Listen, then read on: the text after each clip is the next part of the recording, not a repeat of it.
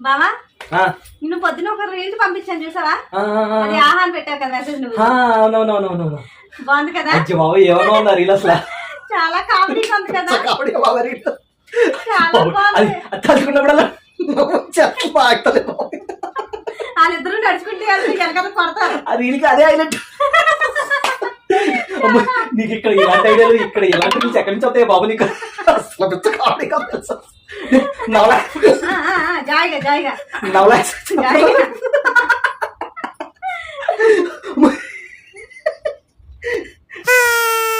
అసలు నేను పంపించింది కామెడీ రీలే కాదు, ఫుల్ ఎమోషనల్ రీల్ పంపించాను.